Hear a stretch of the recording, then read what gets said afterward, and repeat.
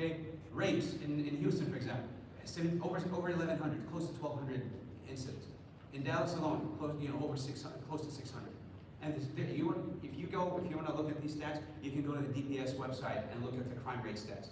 That's where I get my information from. Okay. Yes, I'm sorry. Oh, okay. And with this, I want to say people want to go after, for example, firearms and AR-15s. There are a lot of reasons why you want to have that. For example, multiple assailants coming into your house. You're being attacked. You're being outnumbered. You're being outgunned. You want to be able to defend yourself. There's a lot more that I would like to say and I would like to talk about, but I want to give the chance to my colleagues here and friends to speak about what they want to have to say. And this is not really an extreme debate where we're just everybody's presenting his own point. And I would like for all of you to be participants in this. And thank you.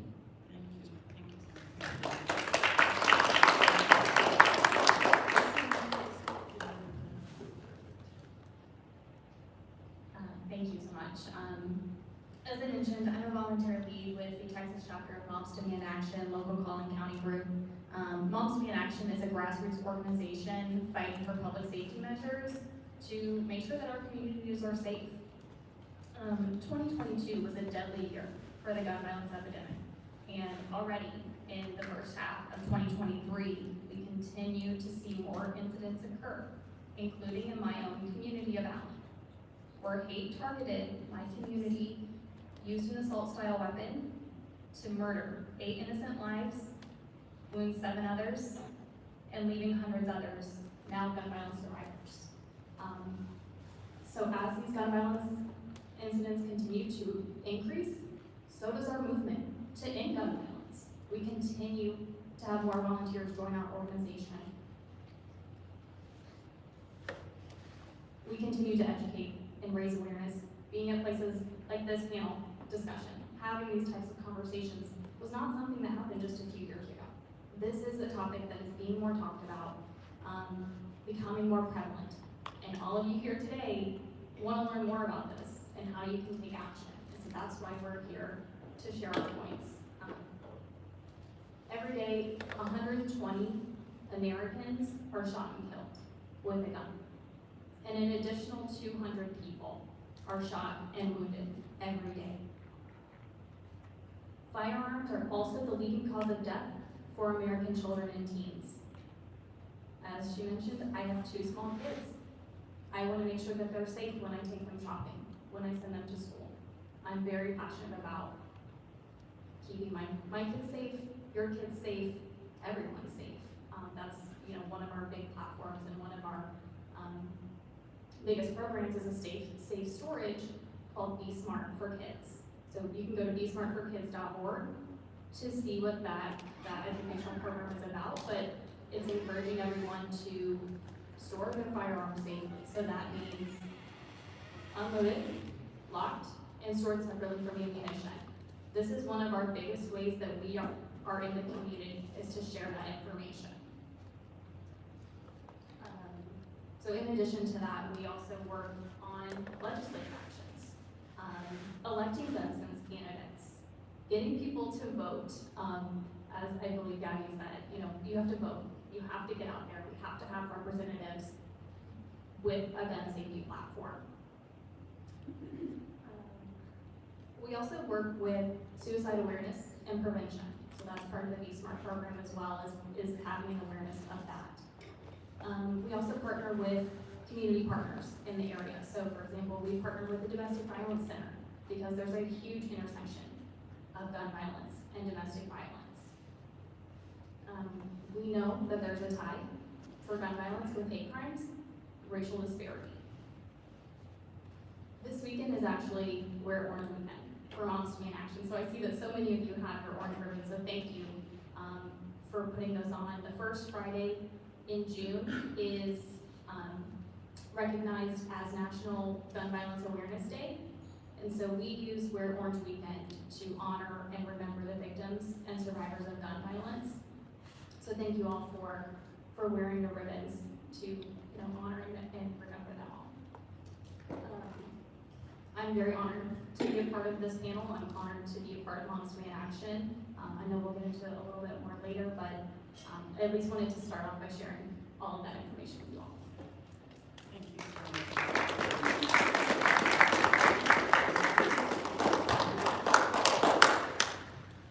Well, for me, it's about understanding right and wrong. I grew up in what's called a nonviolent civil rights movement. For me,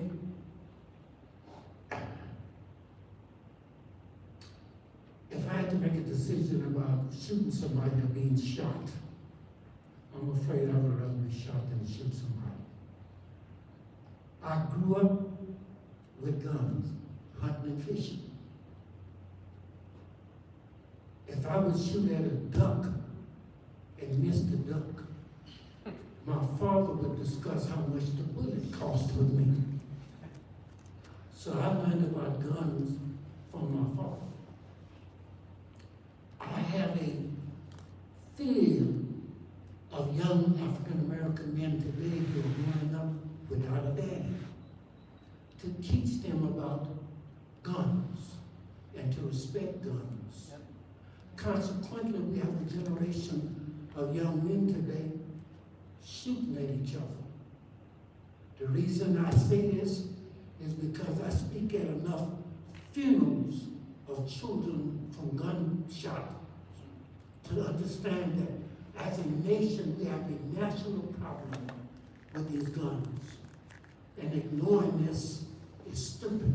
We have to face the fact that we have a neurosis of gun violence in America. We're burying children every day. I understand the need to have a gun in your home, to have a gun in your car, etc., etc. But when somebody breaks in your house and steals your gun, it puts my life at danger and your life at danger.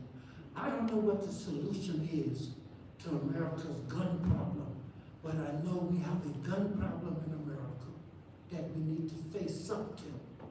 I teach at a university. I insisted that the university have male detectives at all the entrances of the school. Every semester, we're taking guns from children, bringing guns to school. So we have a problem in America with guns and a love affair with guns in America that we must face up to. If not, we're going to continue to bury our children. Yep.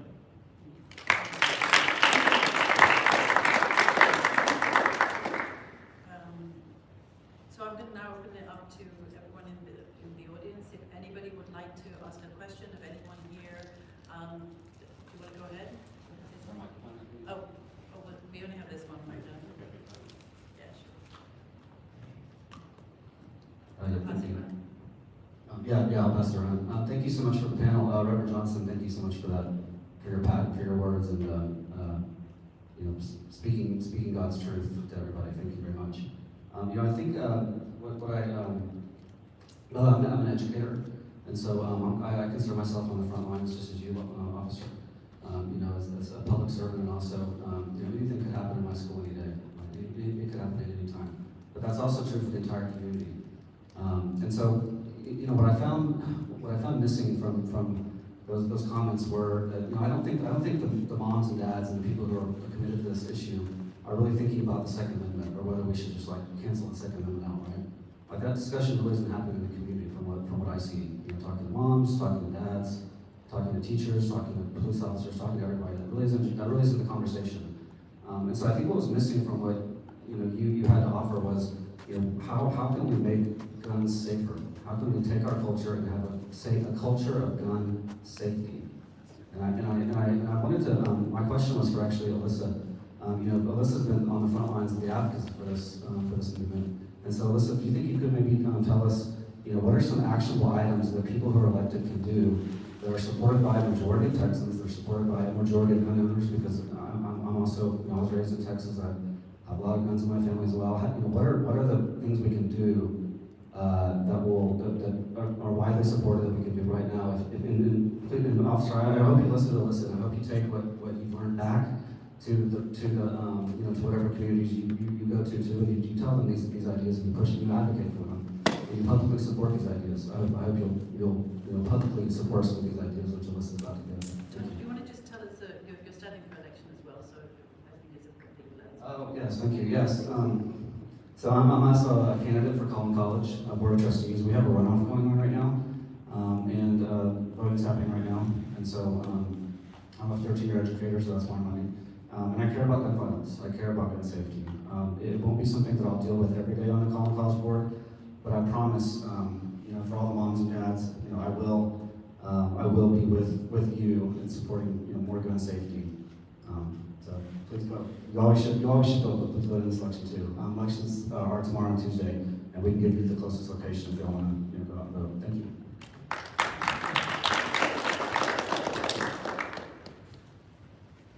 Thank you for that question, Scott.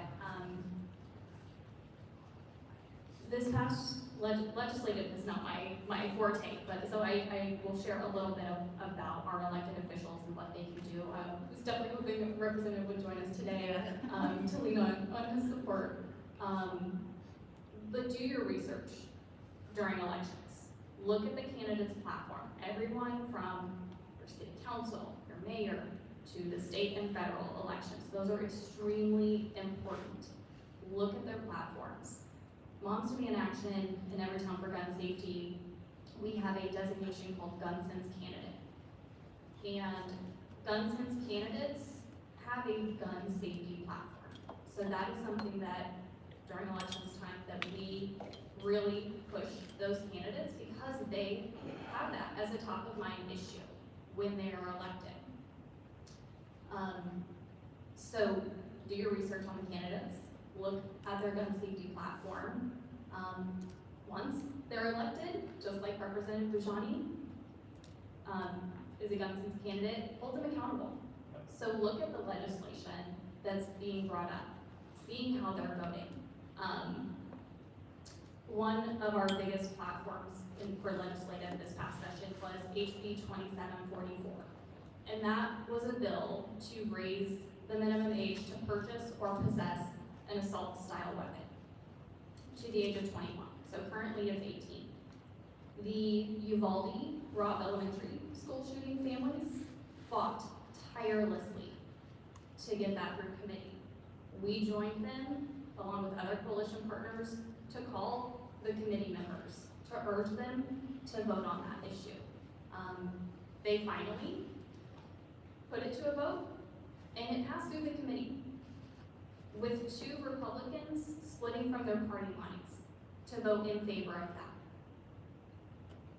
And we were told from the very beginning that that would never even be heard. Now, it didn't get to the House floor, it didn't get any further than that, but that is progress. This movement takes time, it takes a lot of hard work, and it starts here. It starts with all of you having conversations with each other, with your elected officials. So I hope that answered your question, Scott, as some possibilities. Does anyone else want to ask a question? Yeah, and meanwhile, Sam just wants to come back to that point as well, Scott. I don't think I need this, my voice is very loud, but I was hearing the officer talking about the guns, and forgive me, but I don't think we need to have guns. I think this country has police officers, has policemen, has National Guard, has sheriffs. Why should citizens like me have a gun? Even if I have somebody in my house, I'm not gonna raise the gun and kill him. I'm not gonna do that. Why don't we shoot for the stars and hope to establish a society and an environment that is clean? Several years ago, nobody thought that you can stop people from smoking. You did it. After a while, we did it. Why are we allowing this? If you have young people angry in the house and they have access to the gun, and they are angry, they are gonna shoot. So many of my friends lost their children because they were playing with guns. So I forgive forgive me for being so emotional, but my daughter goes to school as a substitute teacher, and she's teaching 5 years old, and she has to give them shooter training for 5 years old. Why? Why does anybody need to have an AR-15? Why? Why are we so afraid for our freedom? We can see our freedom not getting us anywhere. We've got to figure out a way as a community to do something about it, to plant that seed that this is a country of law and order. You don't need to defend yourself in that manner. We are afraid to go to malls. We are afraid to go to shopping centers. We are afraid to go to restaurants. We are afraid to go to schools. Because also in our state, you can get a gun, you don't need a background check, you don't need a permission, you can walk with the gun anywhere you like. And if you are angry, you can get the gun and shoot. I used to joke with my husband, I lost him, he passed away. I told him, when two people get married, they are still getting to know one another. I used to think like we are in a cowboy movie. If we have the gun, each one of us will get the gun and shoot the other when we disagree. I'm talking to you about a feminine, a woman, a female. When we get angry, we get really mad. If we have access to a gun or something, we're going to use it. Why are we cutting that? Why are we allowing that? I just want to plant the seed. Please think about it. Please think about it. It's not impossible. It really is not impossible. Yes. Think about it. We don't need the guns. Yes. Our law enforcement people should take care of this. And forgive me for my anger. I'm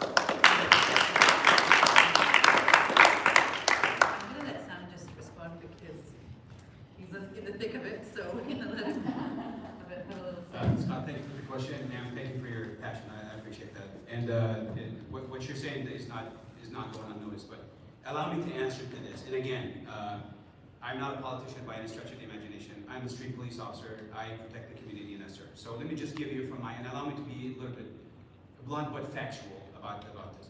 So I see some of my students, actually my firearms training students here. Some of them are teachers, and they went from basically what you're saying right now, to now pro-gun, I carry, I'll do anything for my students, I'll do anything for my family type of mentality. So to answer, I'll start with your question, sir. So you're talking about children, gun safety laws, and I'm sorry, this is also for Alyssa, just basically everybody. So one thing that I did when, of course, I'm going home, I come to work, I have my guns with me, my what people refer to as assault weapons, even though we use it for self-defense, not for assault. I carry guns in and out of the house. My children at some point asked me, Baba, you're in and out of the house all the time. You never tell us about these guns. You gonna explain to us one day or not? I thought that was like it made my heart sink because my kids now are curious. They want to know responsibly. So I said, okay. I break down the guns, clear them, make sure they're all clear. I break them down, put them on the table, and then I'll get them together and said, all right, here you go. Pick them up, parts. Pick up the parts, look at them, examine them, take a look, and this is what this part does. And of course, we go through the safety rules of guns and what guns do, what they're intended to do. And the curiosity there is gone. Because they see it on movies, they see it on maybe a video game, and they're like this magical machine that saves the world. And the curiosity goes away. And this is when parents ask me, I'll tell them to do the exact same thing. Like educate your kids responsibly on how to respect guns, not fear them. Respect is one thing. Fearing is another. Fearing makes you have complications about firearms and about everything in life. But we want to educate them to respect it.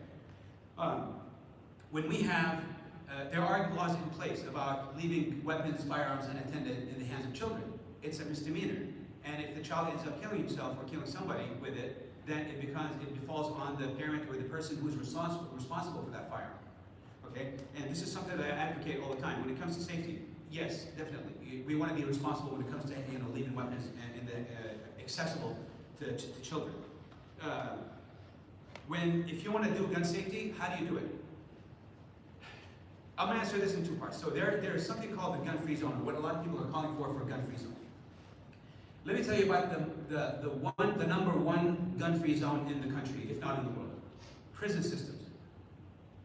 No guns allowed. No, not even the staff on the inside. No guns allowed. Yet, homicides, murders, you got rapes, you got assaults, they make homemade weapons. So if somebody wants to commit evil, he's gonna go out and do it regardless. He's gonna go out there and do it regardless. And the prison systems have the highest rates of crime. Number one is murder. So if people want to carry out a crime, they just do it in prison. And that's it. So they don't need to have a firearm to kill somebody. It starts at home. If my children, if I'm involved as a parent with my children, and educators, you can refer to this yourself.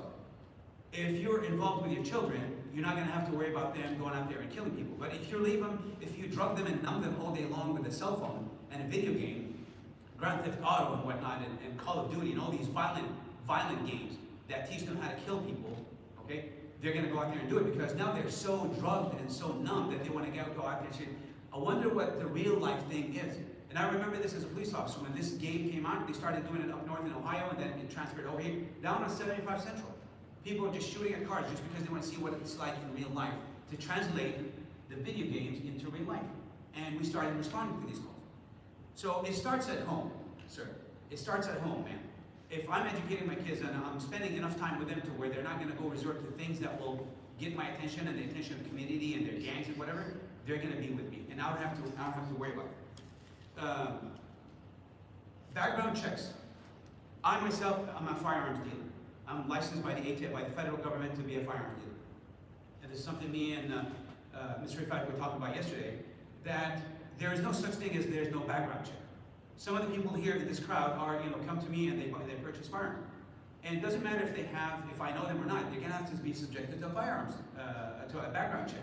The background check is asking about if this person has mental issues, if he's adjudicated as a drug user, is he on probation, is he dishonorably discharged from the military, which is a disqualifier to possess a firearm or to purchase a firearm.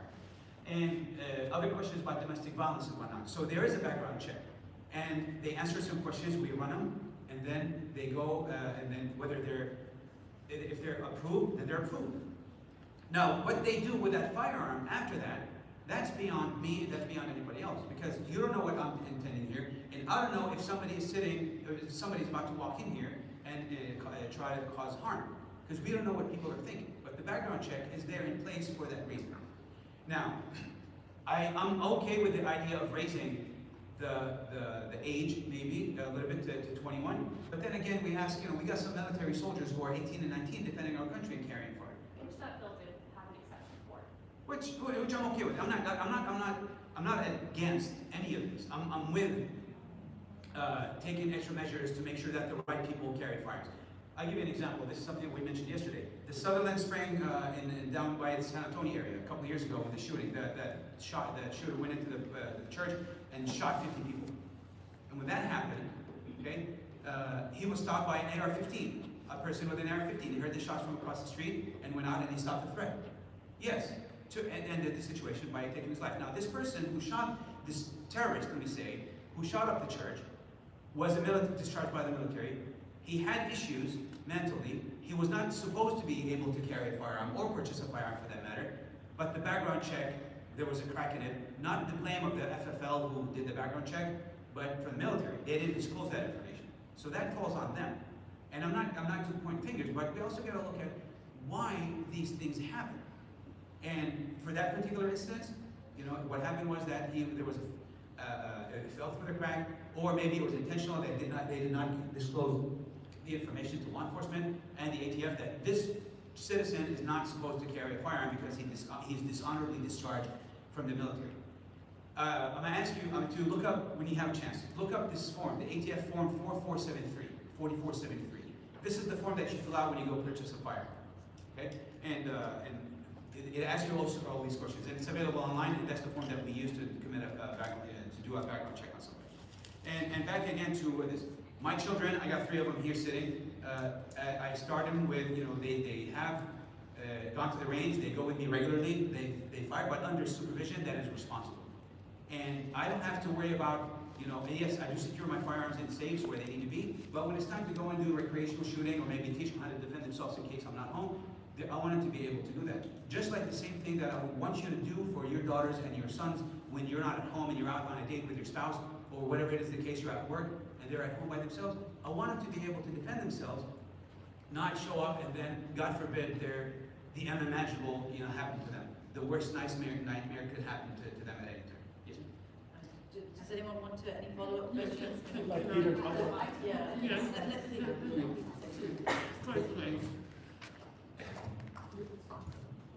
why in the hell can you go buy an AK in America? Why? You can't hunt with it. What do you need that for?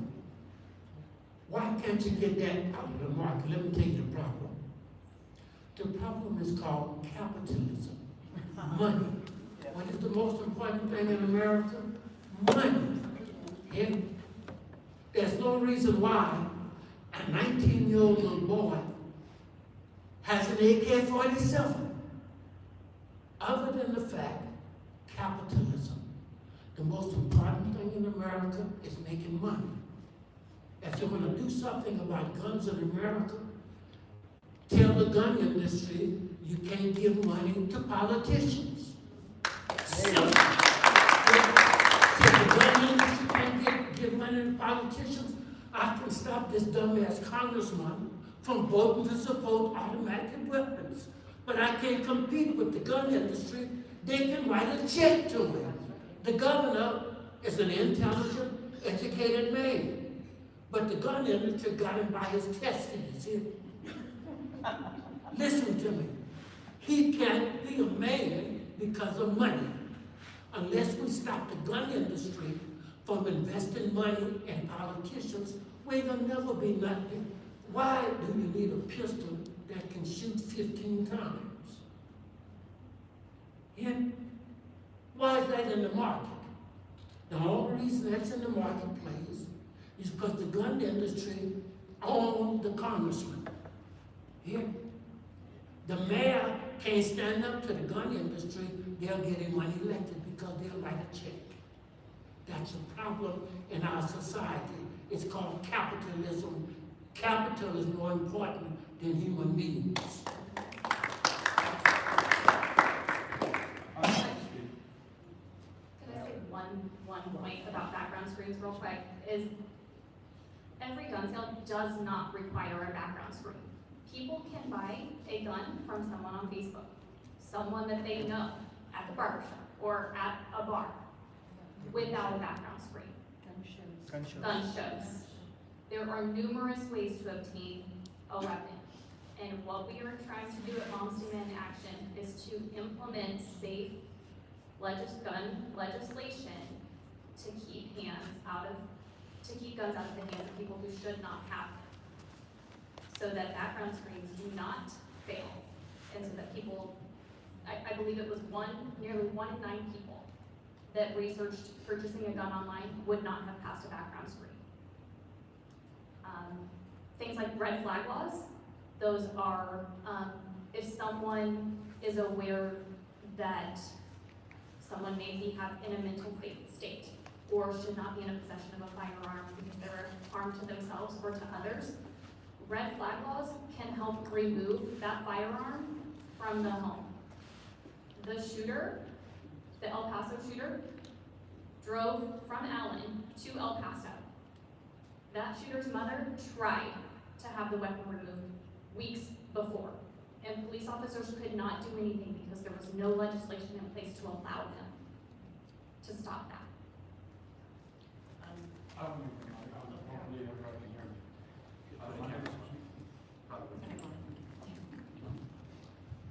So my name is Joel. I'm a former corrections officer, and now I'm an armed security officer, pursuing law enforcement. I'm a former corrections officer, currently an armed security officer, and pursuing law enforcement as well. My background, I grew up in a violent home. I grew up around gangs, drug violence, from early age, 4 or 5 years old. All I remember was drug violence, gun violence. It's everything. All right, you don't have to go through a legal system to obtain a firearm. Unfortunately, people who are seeking to hurt people, people who are seeking to do bad things in life, they will find a way. All right, you can enforce gun laws all you want, and I'll tell you from experience. I've lost a brother to gun violence. I've lost family to drug and gun violence together. Personal experience, I've gone to more funerals than you can count as well. Unfortunately, I am a man of God. I gave my life to Christ. Okay, my family, same thing. I try to teach my kids gun violence as much as I can, but not for the fact that I fear them going out there to hurt people, but because I fear of people coming into my home and hurting my family. Okay. I agree with Captain. I agree with everybody to an extent. But fortunately, stricter gun laws are only going to handicap us as individuals, as civilians, to be able to protect ourselves from those who unfortunately are going to be able to hurt you regardless whether you like it or not. Because you can sit here and say, you're going to place more locks. You're going to put locks on your window. You're going to call 911. I've called 911 more times than I can count as well. Fortunately, it takes 2-3 hours sometimes for law enforcement to come to your home. Sometimes they don't show up depending on what the call is. If you're not actually hurt until someone hurts you, they don't show up. And you have to protect yourself. How are you going to protect yourself? You can't fight a gun with a knife. You can't fight a knife with a hand.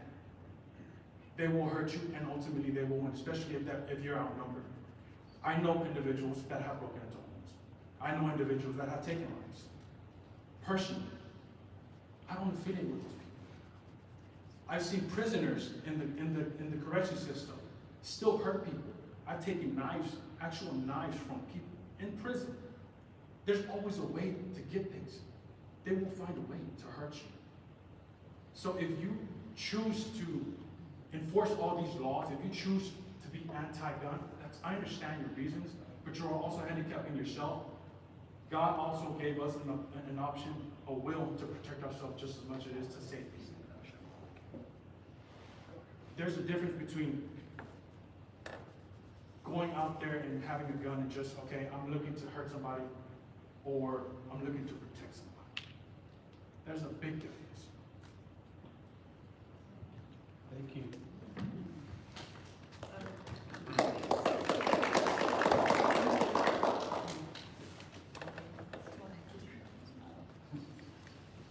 Thank you. So, I'm a gun owner. I'm a proud gun owner. And there's definitely a lot of safety that has to be involved for all gun owners. But I just have a quick question for everybody in the room. Before I ask my question, I heard a couple of times from a couple of people say that they'd rather be shot than shoot somebody. That's definitely a prerogative, but it's definitely not the choice of me. I would rather definitely to shoot somebody than getting shot. Number two is, hypothetically speaking, let's say all guns get banned in the US tomorrow. Nobody can buy any more guns. What do you think the thugs are going to do? Do you think they're not going to have guns anymore? Can you guys answer that? Yeah. Give the microphone. Well, for me, I can answer that. I wouldn't want to make a decision about life and death based on the fact that I'm scared. I have to make a decision about life and death based on what's right and what's wrong. Come on, Peter. And there's a whole lot of things I'm scared of. I learned how to swim so I wouldn't drown because I'm scared of drowning. Yeah? Being afraid is normal. Wanting to kill people is abnormal. Right. If you're an American, you have a pathological love affair with guns. I grew up watching cowboys shoot at each other. Defending yourself And it is made not it wanting normal to for kill me. people. Listen, brother, all I'm saying is that we have a problem in America with guns. You can't ignore that because you're scared. I disagree. You have to admit the fact that we have a problem in America. Our children are killing each other. You said it yourself, though. I agree to you to an extent. It's because our children, and most children, I'm not going to say for our children, for those who are involved in their home, the children who don't have a father, the children who are being raised by their friends, the children who are being influenced by the outside world are killing people. Not the children whose involvement is their family. Unfortunately, if you're not involved with your kid's family, and I know this firsthand, they will get involved with gangs, they will get involved with drugs, they will get involved in violence. And it's then who are gonna be out there hurting people, not just because they want to, no, because they're being influenced by those who are doing it themselves. But then it's our responsibility to Right. make that So then- opportunity, So then be responsible as a not parent give and them be the involved with your children. opportunity So to then do be that, responsible as a parent to follow and be through. involved with your children. But if you're saying they do not have parent or family life involved, we And as a then- society need to remove that opportunity for them to go and harm others. That's right. We need to work together to make sure that we have stricter, like, better background checks. When you compare us to other countries, we're failing as a society related to And gun. gun is not the solution for safety. If you care about safety, there are alternate ways in which you can feel safe in a community. Can you give us an example, please? Maybe mentoring those children who don't have father figures. Exactly. Getting involved, being That's one of the things I present just for said. them. I mean, you kill someone, if you have an instinct to kill someone, there's a very deep-rooted issue Yeah. in that person. Exactly. So you're not resolving the issue of this person who has an instinct to kill someone. I mean, just pause and think. There's a- Someone has an instinct to kill someone really has a very deep-rooted issue.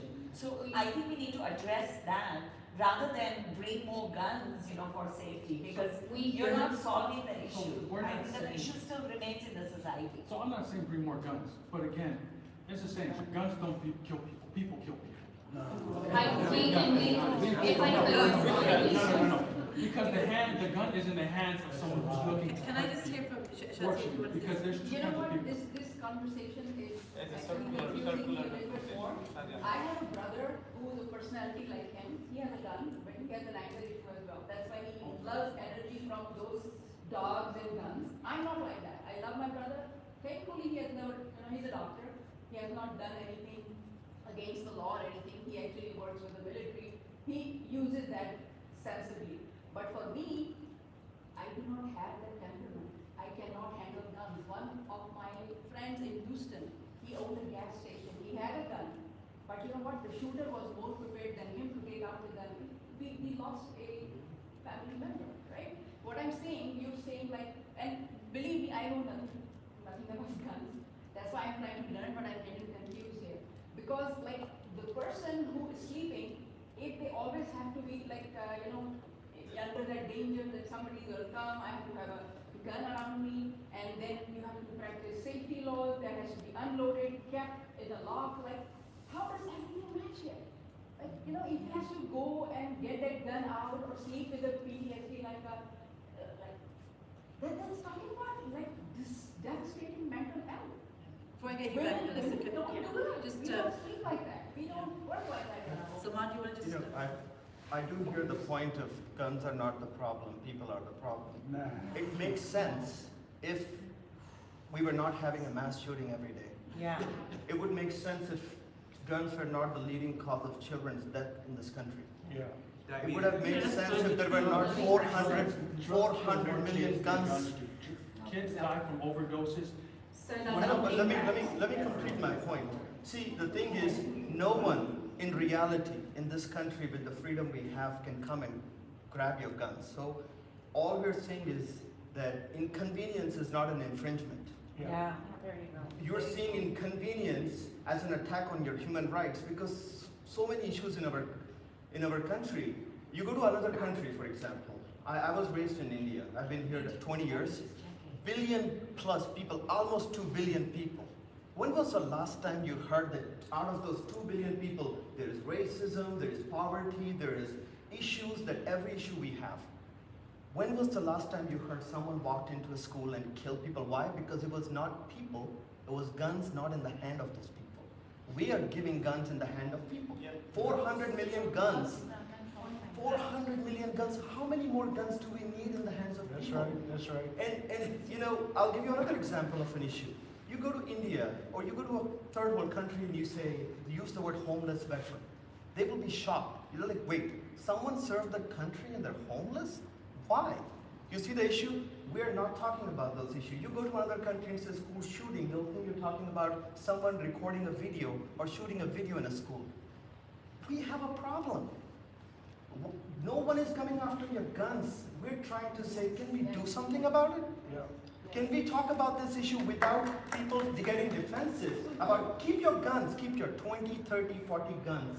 We just want to make sure there are laws that says that if the military has rejected someone, I'll give the Allen guy as an example. Military has rejected the guy, saying he's not fit for the military. He goes and buys 8 guns. He spent $3,000 on ammunition. Card company could have stopped it. Yeah. A simple law saying, why is Muhammad Farshuri, maybe he works for a sales company, which as a sales or marketing guy, why did you buy $3,000 worth of ammunition? What's going on? As a citizen, that's what I want some laws to be passed. Keep your 40, 50 guns, I don't care. I just want, the safety is that people who have sold their souls to gun manufacturers keep selling this narrative that they're after your guns. No one's after your guns. We want safer communities. That's Yeah. it. Thank you. Then say, yes. Okay, you're. Again, coming back, you're talking about third world, let's talk about first world, all right? Switzerland has more guns owners, more than America. Mass shooting happened 2001. First world country, but it goes back to capitalism, it's about money. Switzerland everyone has 10,000 guns in their home. Why isn't there a mass shooting there? Switzerland. You can Google Switzerland. Let's say, do you want to make a point? I just wanted to say just a couple of things. Gun problem is Americans having a unique problem, and that need to be looked into much deeper. But some of the reasoning that, respectfully, I agree that there are situations about rape, there are situations about someone getting in. Why would you allow someone from outside coming your home and killing you? You'd be rather having your own gun to protect yourself. Makes sense. However, I think this issue is much more. And a few weeks ago, I think 3 weeks ago, we went to Capitol Hill, Austin, and we heard the same reasonings what you had mentioned about rape victims, about boyfriend, girlfriend having argument and abusing, but the crux about those issues is, why would you have a gun when they're already in a high temper? The only thing they have gun, they're going to kill each other. I mean, it appears like you want to see all of us walking like a bonanza, those characters having guns like that. Hey, you have something? Okay, show me. I'm going to show you. Is that the kind of life we want to live? In a democratic world, in a democracy, there is a price to be paid. For freedom, there is also a price. And that's what we have settled for, that there is a tax we pay, and there is a civil authority who take care of this issue. Yes, it's not 100% proof, but that is the price we pay to live in a free world, in a free society that is free. So I think that all that needs to be kept in place, and not just giving reasoning, oh, I want to have gun because someone is going to kill me. Yeah, those are issues. The brother here, he actually mentioned quite deeply that there are separate issues, and we need to address them separately, because poverty, there is drugs, mental issues, all those are issues. However, we cannot, because of that, we cannot have everyone walking with guns. That's terrible. That's a terrible idea. Thank you. Thank you, Sam. Thank you. I wanted to just quickly go back to Mona for a minute, who is, as some of you know, a domestic abuse advocate, survivor advocate. I just wanted you to talk about the nexus, Mona, between intimate partner violence and guns. So, to what you were saying and what you're saying, we know that, all right, let's assume that it's okay with all gun safety to keep a gun. Real scenario, last 3 days ago, there was a gun, a husband and wife are in the house. Who gets the gun and shoot the other? The abuser, the physically more powerful person. Gun safety? None. Woman knew where the gun is. Kids know where the gun is. Who empowers? So having that is the worst thing that we can own the house. And imagine the intersection. The family that I'm talking about, woman Muslim, with 4 kids, 12 and under, the young one doesn't know what happened to the mother. So gun violence, yes, this is at home, having a gun. But have you ever heard, please, I like to actually know like the correlation between domestic violence and that. Yeah. So having a gun in the home makes it 5 times more likely that an abuser will shoot and kill their victim. And it is primarily a male shooting a female in intimate partner violence. I think the number is over 4.5 million women have been threatened with a gun by an intimate partner. When we talk about domestic violence, we still have to hear a man being killed by a woman with a gun in a domestic abuse situation. Oh, I've seen it so many times. I'm sure, but the numbers are staggering. Because there's a reason why some people want to show you what you want you to know, and not the actual facts. Like me personally, I will tell you the facts. Like I'm giving you stats based from the police department, not from what politicians so and whatnot. Because we can't play with people's lives. We can't make it a political issue. Your safety is my #1 priority, just like it should be your #1 priority. So, and that's why I'm basing my talk. Not okay. I just want to feed you some talk that you may like, just because I have an agenda or not. I don't do that. Now, there are a lot of numbers. I mean, you can look up different, the same question, different resources will give you different answers. That's gonna always happen. Like who's pro this side and who's pro this side, this one is gonna tell you one answer, where the other one is gonna tell you just to make it look right. But who do you go to? You go to the actual source that deals with it every day. Who the police officers that are out there on the street fighting this. And yes, there are women that kill their husbands. There are women that beat their husbands. There are husbands that beat their spouses, their wives. That does happen. But the reports, the numbers are not, it's not always with a gun. I've seen it happen over, the silliest things, and I've seen it happen over, things. But then a firearm is not always involved in that. Does it happen? Yes, it does. And then when we show up because when the victim calls 911, we show up and they attack us, they ambush us. They set it up as an ambush towards us, firefighters, etc. Because they know firefighters don't have guns.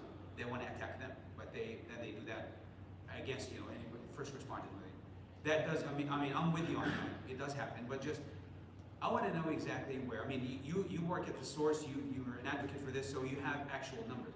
Same thing, I do. And so I would love to talk to you more about this, off stage. Peter, do you want to say something?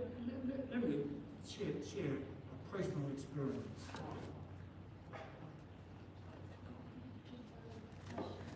On my 18th birthday, when I became 18 years old, my uncle gave me a set of double-barrel Derringers for my birthday. Think about this. I'm an 18-year-old little boy. On my birthday, my uncle gives me 2 pistols. Show y'all crazy people, 2 pistols for my birthday. My uncle was a minister of a Lord's church, an educated man. Yeah. Now this educated man, pastors of a large church, a minister, gives an 18-year-old little boy 2 pistols for my birthday. I started carrying them pistols. They changed my whole personality. Yeah. I didn't even walk the same with them guns in my pocket. I got more arrogant and more cocky with them 2 pistols in my pocket. And they were pretty. What was the reason that you gave the pistols? My birthday, that's just crazy. But because black men thought that you ought to have a pistol. So, my uncle, I keep emphasizing, this was an educated preacher with a master's degree. Gave a little boy 2 pistols. Now, I talk about this all the time because those guns changed my personality. Yeah. I got involved in stuff I never would have got involved in without it. I got much more courage than I ever would have had without having 2 pistols in my pocket. Yeah. I got involved in conflicts I never would have got involved in. I came not close from killing a friend of mine. His name was Bobby Gales. I shot at Bobby over something real important, a pool game. Hit $5 pool game. We get into an argument. He was a much bigger boy than little skinny Peter, but little skinny Peter had 2 pistols in his pocket. Gave me a certain amount of courage that I wouldn't have had without pistols. So when I talk to black boys today and Mexican boys today, I talk to them about the fact that them 2 pistols made me a damn fool. Yeah? And I speak from experience. So over the last 12 years, I've been buying guns off the streets of Dallas from children. I've bought over 3,000 guns off the streets of the city of Dallas. Over 3,000 guns from children. I have gone to the rap industry. I went to Snoop, DOC, and cussed them out because they created this culture of our children shooting at each other. I've become friends with the rappers because I confronted them face to face. Y'all are responsible for our children shooting at each other. So just as Motown helped us, we expect the rap industry to help change this culture of our children shooting at each other.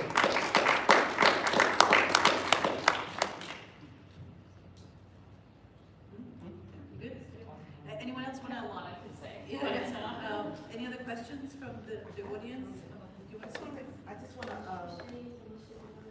I just want to state a fact about guns. You talked about having guns in the home, and you talked about showing your children, Yes, ma'am. right, at a young age. And we talked about a lot of children that are shooting each other having parents. They're not, they have a single parent home. We're not addressing the kids who have 2 parents and they're taking their own life. More than 700 children living in America die by gun suicide every year. And a lot of times the parents don't even realize their children are hurting. But there's a gun in the home.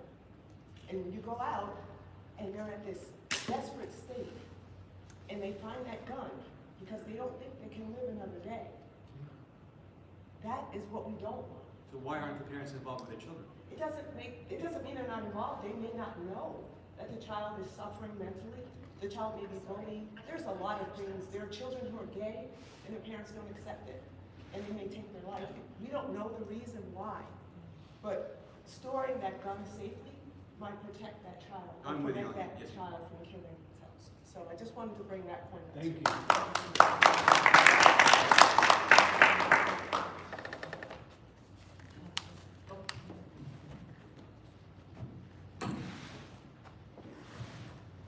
I'm personally licensed to carry myself, but I could be honest with you that I am not proud of it. I am not proud of it at all, because I feel like I always have to be cautious instead of trying to focus on my business, trying to focus on other things. I can't. It's really difficult. In my lifetime, I've been a representative of a company in Far East Asia.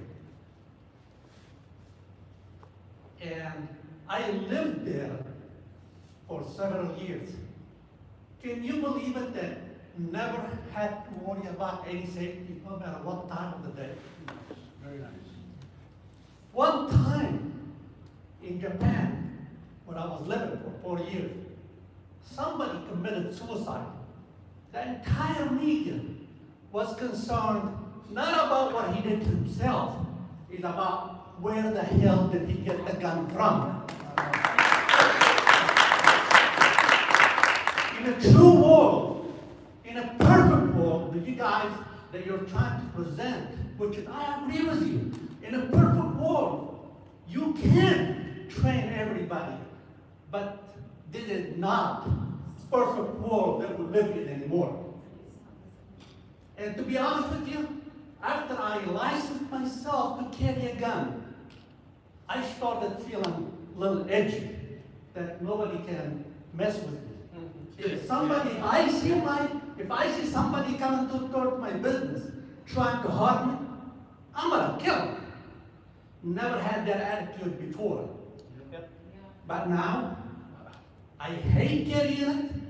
I hate having to defend myself in such a way. I would feel guilty if I shoot somebody. Not only that, but somebody broke into my car and stole my briefcase and stole the gun. And it made me work for about 6 months trying to clear that mess. Let's get all realistic. No gun, not for me, not for who's the one that's gonna shoot me. Let's get a fight, foot fight. Foot fight, I will always survive. Gun fight, I will never. I gotta respond to that. I'm sorry. I gotta respond to that. You know? No fist fights. No fist fights. No. Why not? No, did you say something? All right. Again, okay, just to clarify things, this is not me against you or you against us. We're just having a discussion, and I'm glad that we're all talking about this. One thing I want to respond to, okay, doesn't matter what kind of background check you do on somebody, if that person wants to go out there and do something, they're going to do it. That's hands down to that. I've known a lot of people who they have the clearest background check, next thing you know, they fall into something. That's on them. If somebody's carrying 2 pistols at age 18 with no discipline, that's on the person who gave him the gun, plus it's on the person who needs to have the discipline. Okay? What I do with what I have is on me. Okay? You're saying, sir, that you wouldn't do this. You regret carrying the gun. But is that your son there? Would you do anything to defend him? Would you do anything to defend him, including take somebody's life if you have to? In the world we live in, I disagree. There you go. That's my point. And that's the reason why I don't want to, I don't want to show up to your house where your son wasn't able to defend himself, or you weren't able to defend yourself because you hate guns. I don't want to see that. I want to go up there. I'd rather you be the defender, not the sheep. I want you to be the protector. That's one. The other thing is on red flag laws, and I want to touch on this. A lot of people don't understand what red flag law is, and let me just clear that up. Red flag law, if I know I have a dispute with her over something. She's my neighbor. Her dog keeps barking, and it wakes me up in the middle of the night. Okay? You know what? I know she's a gun owner. All I got to do is call it in and say, I think she's a threat to society because she owns a lot of guns. I think her guns need to go away. Law enforcement will come and take her guns. Now, good luck to her if I try to retrieve her weapons back, because she proved that she's a sane person. She's not intending to do any harm. But just because I made that claim, that's going to harm her. And people are doing that just because they want to hurt somebody. I have something against Rev, I have something against Alyssa, I'll just make that call. And now they're law-abiding, responsible citizens. They carry firearms to defend themselves for all the good reasons out there. Whether it's hunting, self-defense, recreation, or just collectors, there could be a lot of reasons why they want to carry. It's their Second Amendment right. It's their God-given right to carry. But I want to take that away from them. Excuse me, let me finish. I can take that away from them all by simply making a phone call and go out there to defend them. Now, she doesn't have, or he doesn't have a firearm at home. Joe Thug out there is going to go and try to break into their house, okay? And they're not going to be able to defend themselves because they don't have a weapon. They're going to fist fight somebody with a knife, or fist fight somebody with a rifle or a gun that's going to come in to commit God knows what, rape or homicide or invasion or whatever it is, or kidnap them. The answer is no, that's not going to work. The only equalizer to deadly force is deadly force. No. Yes, but Sam, does the average citizen need to have an AR-15 or an AK-47? Okay, so yes or no? The answer is, does everybody need it? No, but is it okay to have it? That's one answer. And I can give you a lot of reasons why you should. I can give you a lot of reasons why, but it's not for everybody. It's not for everybody. It's like, maybe I can't control it, maybe I can't use it. That's why I say go out and train. Whether it's with an instructor, with somebody that's responsible, a well-reputable instructor. Okay? And that's how you do it. I think we're missing the point. I think we're losing lives And I think we have to collectively think as a community and as a society, Right. what is the best option for the majority? Right. You cannot individually think about your own individual life and define that that is my safety. Another gun in my life is my safety without realizing or acknowledging the repercussion on so many people. How can we disregard what is happening in March today? How many people are we losing? And we only define our safety with another gun? That is a very narrow vision for society. We're talking like narcissists. That sounds like my safety is all that matters to me. I think really what this calls for is for us to collectively think of a larger good. What is in the interest of the larger good is what you have to think about. I think it's a very, and then when you're ready for that conversation, I think we will come up with a creative way of fist fighting, tomato fight. All of us have anger. We all get into fights, but we don't necessarily have to come up with gun as my safety resource. That's a ridiculous Everybody has to option that control we're its own. choosing. I Everybody, think we have to ma'am, get out of that. I can control me, you can control you, he can control me. Sam, you're in law enforcement, surely you believe in laws that I govern. do, I do, and I enforce the laws, but I also don't want to see, I'm tired of seeing people getting victimized and not be able to defend themselves. That I'm tired I of. just want to make a point Before that, that happens. That's what we're working towards, is to get before people are victimized. Yes. Can I take a minute and share an experience? A couple of years ago, when Annette Strauss was the mayor, I wanted to prove something to the city. I waited for a Friday. A man named Joey Davis was released from terror, the insane asylum. Listen, on a Friday, Joey got released from terror. I picked Joey up, gave him $250, took him to a gun show the next day at the convention center, right across the street from City Hall. And he bought 2 .45 pistols. Listen, he got out to that same asylum on a Friday evening, bought 2 pistols on a Saturday morning. What does that say? A crazy person can buy guns. Yep. No question asked. As long as he had cash money, he walked right in there and bought 2 pistols. Nobody asked him any questions.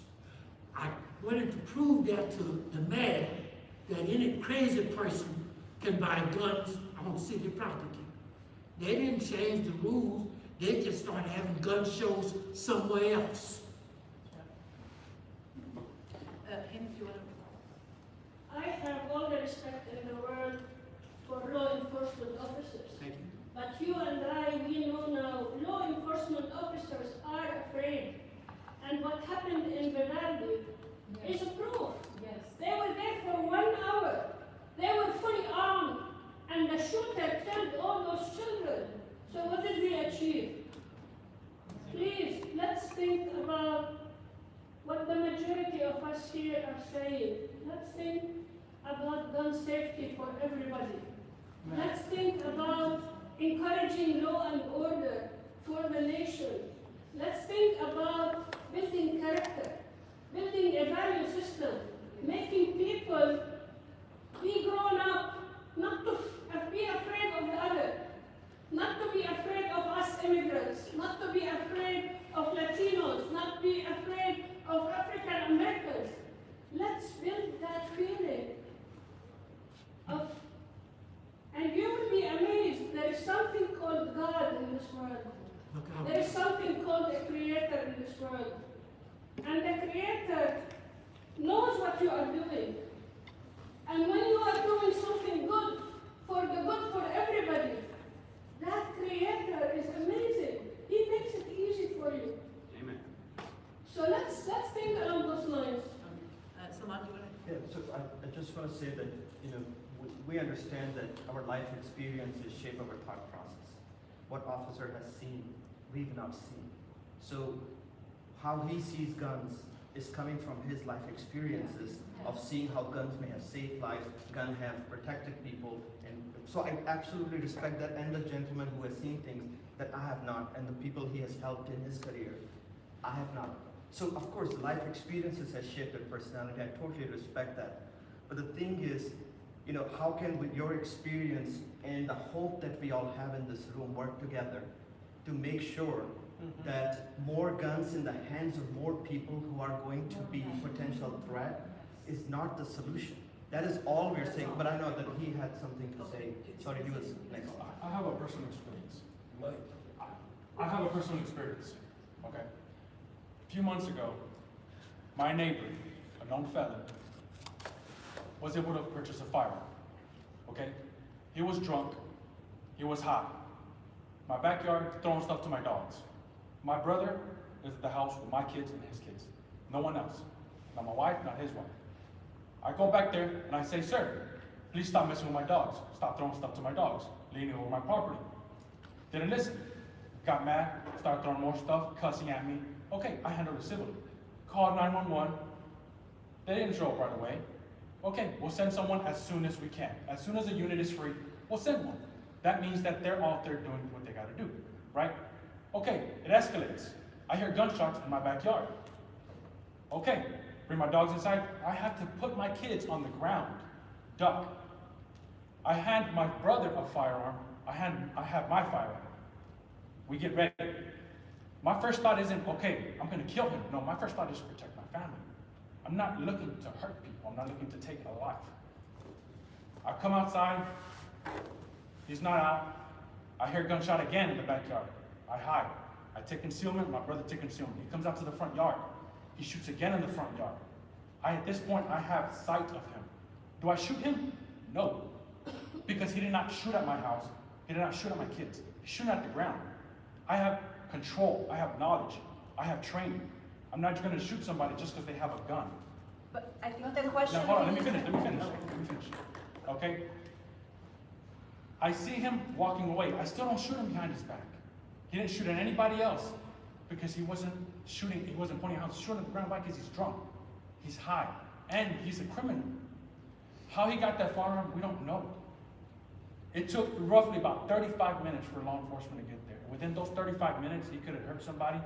He could have shot me. He could have shot my kids.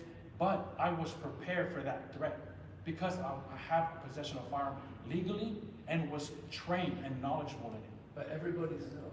But you can. But you have the option to. But should we No, have- that's all on yourself. But you see the point that a neighbor shooting is not normal anywhere else in the world. Yes. It's not normal. I get your point that you're protected, you have guns. It's not One normal. second. But, okay, personally, I think all guns apart from hunting should be done away with. Yes. But my question to you is, I want to drive a car. I have to pass a driving test. Correct. I have to have a license. I have to have insurance before I can even go and buy the car. Yeah. Why could that not be enforced for guns? Absolutely. Yes. No, I'm with you on that. I wish All every right, person there would you go. take That's the law that very trained, and take it upon himself to train. No, everybody has to take it upon themselves to learn how to drive a car. How many people have you personally stopped that don't have insurance? A lot. A lot, but they're prosecuted for it. I have a question for Joe. Joe, so your neighbor, that situation that you gave us was obviously horrific and very frightening.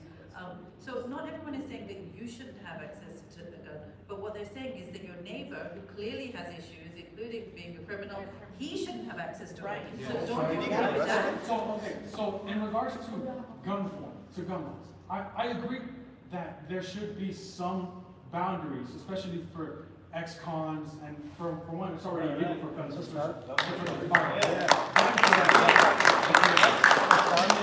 Another thing is that people don't talk about their mental health, their mental state of mind. Okay, you don't know, someone may look like they're fine, but they're really not. They're battling all these demons in their mind, and they're plotting all these things that even could be your neighbor and you're not aware of. Because realistically, we don't all affiliate with our neighbors. We don't all talk to our neighbors, the neighbor next to that one, the neighbor next to that one. So something can happen right there, and you don't even are aware because you don't know, you're not aware of their mental health state. So I do agree that there should be some more reforms as far as maybe a straighter, deeper background check, and especially take it out to mental health. Last couple of questions, and then we should just have closing remarks, and we'll call it. Do you want to say something just behind him? Yeah, like Sir here said about the mental health. So I agree a lot of mental health about people. Why to let those people to get easy access to have a gun?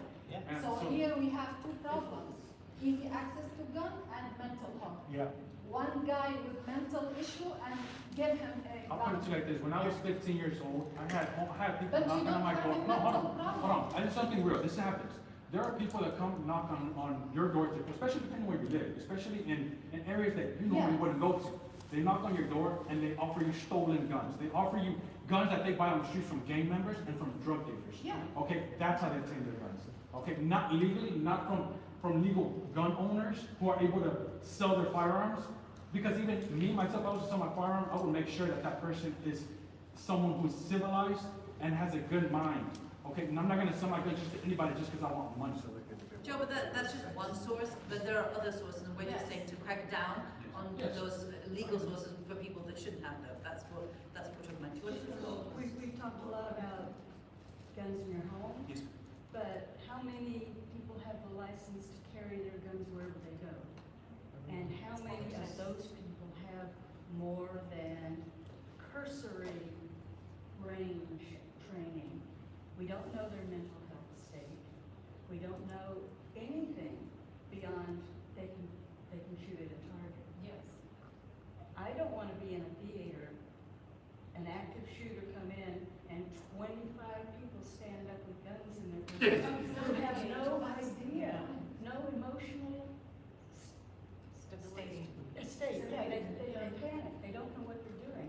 And you've got mayhem in the theater way beyond the active shooter.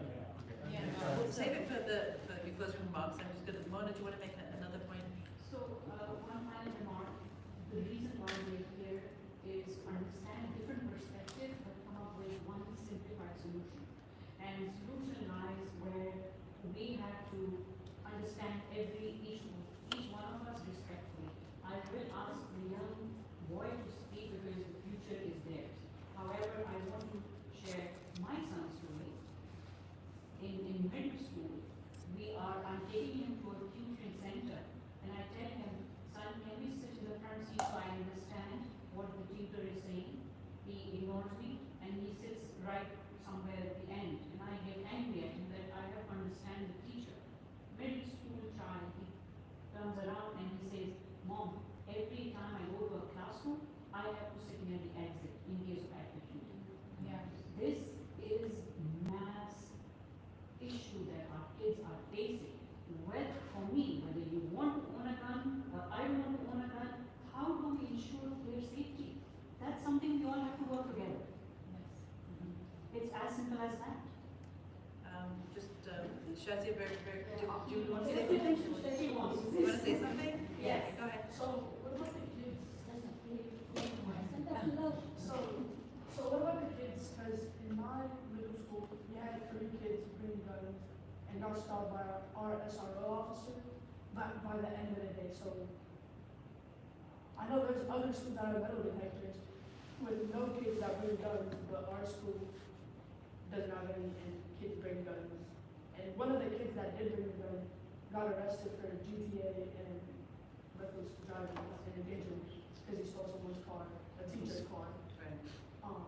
So are you saying that you want more security in schools? Yes, And he could have shot up someone, he could have shot everyone in school because he didn't get caught till the end of the day. True. Right. Not until after school. Thank you Thank so you. much. Okay, just. So officer, we don't hate guns. We love guns on you. That's how I feel safer. It's in my hands. I'll be nervous. I'm not that personality. I'm a doctor by profession. And I live in Allen. My town has been changed forever, at least for the time being. My son is 18-year-old. He used to work at the Allen outfit. He wasn't there. And he said, Mom, how would you feel if I was shot? And you know what? Like, it's it's not safe because I usually go and walk in the mall because I thought those are safer places because people will be there. You've seen blood marks over there. So if we are disregarding what fear does to our mind, that is called psychologically, you go in the basement brain. The creative mind is above, it's the open brain. We are living in the basement brain perpetually. And you know, these are causing anxieties in our children, including mine. I can't handle this. You know what, I'm going to be very honest. I do work with children, literally, you know, seeing all that, my thyroid is working up. Like, you know, the doctor told me, you need to take it easy. My son walks out and walks in and tells me, Mom, what if I'm shot? Yeah, I'll come back if I'm not shot. It's not helping me. That basement brain in the children is taking away all the creativity. That's how I can put it. Thank you. Thank you, Jack. Just because you haven't asked a question for a minute.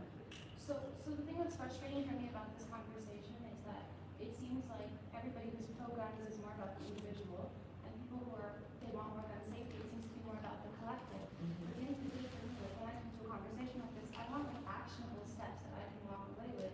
That hey, you can do this, and you can do this, and you can do this. So maybe in your closing remarks, if you could share something that we can actually do that could take us a step forward.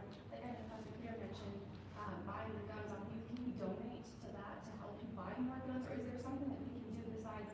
We vote and we research, but what more can we possibly do besides just have like these conversations that kind of go with some? Yeah, no, very, very good point, very good point. Zach, just quickly, just last point then, very quickly. Can I say something quickly? Yep. Okay. I think this is a problem we have to all come together to solve, and we want, you know, we are not against the constitutional right of the as a citizen to bear an arms, right? Firearms, it is a constitutionally allowed, and we should respect that. Where we come, I mean, even today in conversation, we are coming like understanding that we need some sort of reform, where not the bad person, criminals should not have arms. We can agree on that, right? Yep. I think let's move forward with that, and I urge you to do that. I think it came in one of the video that the place that it should be resolved by vote. Please go out and vote. We have 2 candidates. Please try your best to go out and vote. Okay, so we're now going to do some closing remarks. Sam, if you wanted to say a few minutes, and then we'll close. All right. Thank you for your question. And when I talk about, I'm not talking about because it's me, but if every single one of us take self-defense measures responsibly, then it becomes a collective effort. That's what. And I mean, after all, we all want to be safe at the end of the day. I'm not saying feel safe, because feeling safe doesn't cut it. If I'm not actually safe, then it's not. If I'm not taking the responsible measures to be safe, then I'm not doing myself any service. And I'm glad you brought up the mental state of mind. So on that, there's something that we, in law enforcement and training, we refer to as condition white, yellow, orange, red, and black. White being when you're at home, you know, watching TV, hanging out with your family, not worried about anything. Yellow is when you're kind of, hey, I see that there's somebody sitting over there on the table. I'm aware of that. I'm in the yellow. I'm aware that there's a child over there with a ball. I'm in the yellow. Orange is when I see a car driving around the block and I kind of start paying attention to it. Okay? Red is when I'm actually engaged in self-defense, calling 911, acting, you know, I'm proactive in self-defense or in whatever the situation is. Kind of like all of us right here, we're in the red, we're engaging back and forth. Black is where you don't want to be. Going from white to black is where you don't want to be. Black is when you're in the caught off guard. And what happens a lot is people walking from the mall, and I see that a lot with the young generation. They're walking around from a school to a mall to a building to a car, and glued to their face is their phone, and they're paying attention to that. The bad guy is going to be preying on them, not on me or you who have their head on the swivel watching what's going on, because we're in the yellow. We're watching around what's going on. Criminals are cowards. They want to perpetrate against you and me and your family members and my family members. They're going to do that because they see us as easy prey if you let them. Okay, that's one. So always be in the yellow. Feeling safe just because there's a police officer with a gun or something, feeling safe doesn't cut it. You also have to take your part in doing so. And the young man here, when he said something about the kids going into the school with the guns, that should have started at home. Parents should be checking their kids' backpacks and all that. Yes, unfortunately, it does have to happen in this day and age, until it doesn't happen. One of the solutions is to stop all this, is we need to go after, collectively, law enforcement and the community, to call out gang members and to call 911 when we see something, say something, go after the felons, go after the thugs that are not supposed to have firearms. Not red flag law, where I call in on my good neighbor Alyssa here just because there's a dispute between me and her, I just want to ruin it for her and not, make her not able to defend her life. So going after the ones with the problem, the ones that are creating the problems. Make tougher laws on criminals and gangbangers that have firearms. And I also want to say this, that doesn't matter how much background checks you make. If somebody wants to commit evil, they'll do it. Whether with a firearm or whether renting a U-Haul truck and going and plowing into a bunch of people in downtown New York, like they did, and we see this a lot. So firearm is not the only way that somebody can cause harm to others. If somebody wants to get creative, just like I mentioned earlier in this panel, if somebody wants to get creative, just like the prison system, they make homemade weapons out of plastic, out of anything, just to harm somebody else. Evil is going to be there. And the first crime that was perpetrated in the history of mankind, Abel and Cain, with a rock. So it wasn't a firearm back then. So if somebody wants to commit evil, they're going to do it. And my plea to every single one of you here is take it upon yourself to be responsible and train yourself, whether it's with a fist fight, or whether with a firearm, whatever it is. At the end of the day, don't be a victim. That's where I am.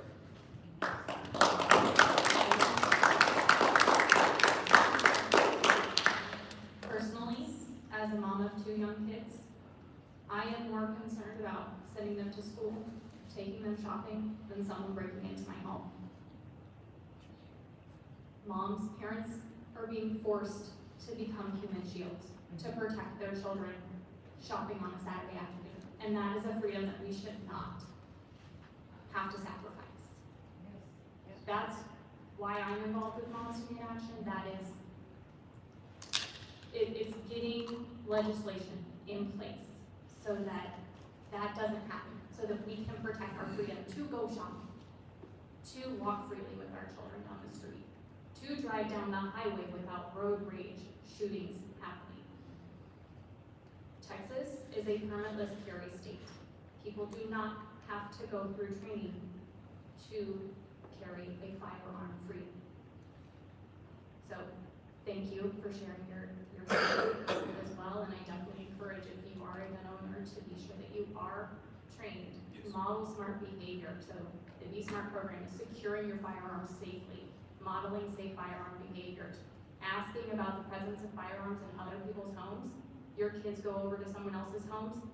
We don't know how they talk to their children. Ask before you send your kid over to play somewhere. Yes.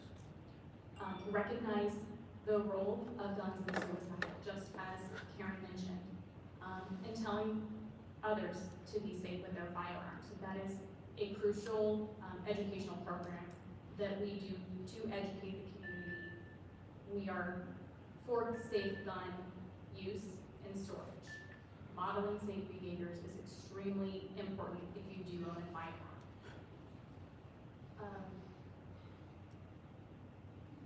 Conversations centered around gun violence are not always comfortable, but I appreciate, just like today, that we can all have this conversation, because everyone has a unique experience to bring, unique life experiences and past expertise that we may not always be aware of. So I appreciate having this dialogue today, but continue to have this dialogue with your friends and family. Start having these conversations if you're not already.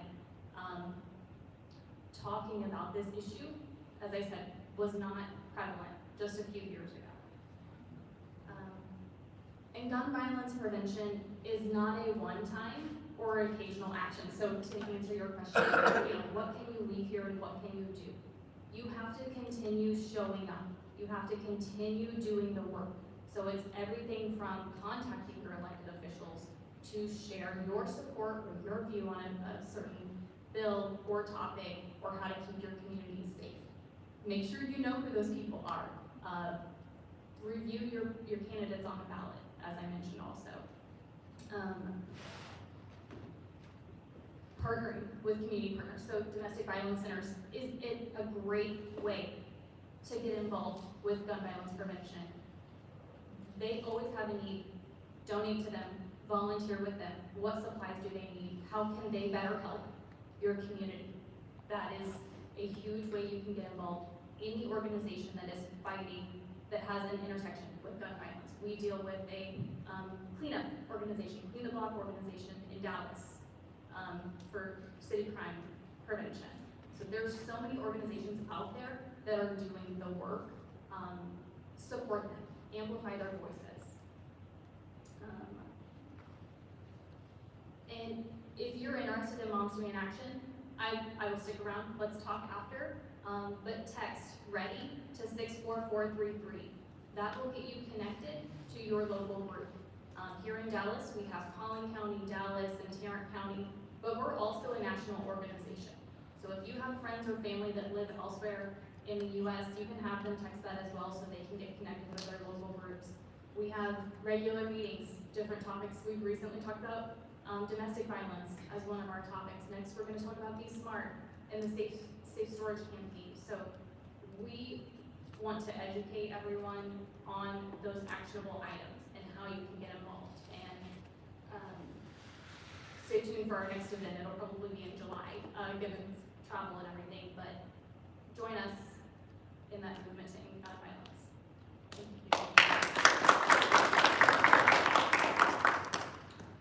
First and foremost, continue to raise your voice against what you see. And what you see is an epidemic of gun violence in our nation. Don't be silent on what you see. Continue to raise your voice. Regarding the generation of children in America today, please talk to them. If you see somebody with a gun, come home. If you go to play and there's some kid on the playground with a gun, tell your child, come home. That if you, in the presence of somebody else playing with a gun, explain to your child, come home. I tell you this because when my daughter, who's in her 40s now, was in the second grade, she went down the street to play with a little girl. The home she went to, there was a pistol. Nobody got shot, but the kids found the gun, shot it up in the woman's ceilings. Well, you see, a loaded gun in somebody's bedroom drawer at home with children in the house is an accident or a tragedy waiting to happen. Please pay attention to your children and where they go and play, and stay close to God.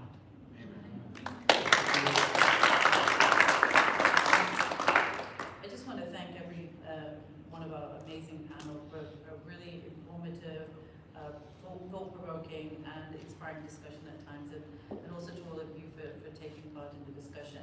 I also want to thank some of the key organizers of American Muslims for Gun Reform, many of whom are veteran community leaders such as Hadi Jawad, Dr. Hind Jara, and as well as activists such as Amra Saeed, Umar Siddiqui, Alvera Mandavia, and Todd Buchanan. This organization it's a grassroots organization. It's very much in its infancy, but we're hoping to do good work in getting our community engaged in an issue. Like I said, it concerns every single one of us, and it's important that we take part. So please support future events that we organize. And just finally, thank you all for coming today, because it's Sunday, people have things to do, there are graduations, people are going on holiday, but you took the time out to come here today. And that means a lot to us, and it says a lot about you caring about an issue, whatever side you're on this topic. The fact that you came out and wanted to engage and to learn from each other is a really important step. So I hope that we can continue this discussion going forward, and finally, thank you once again for coming.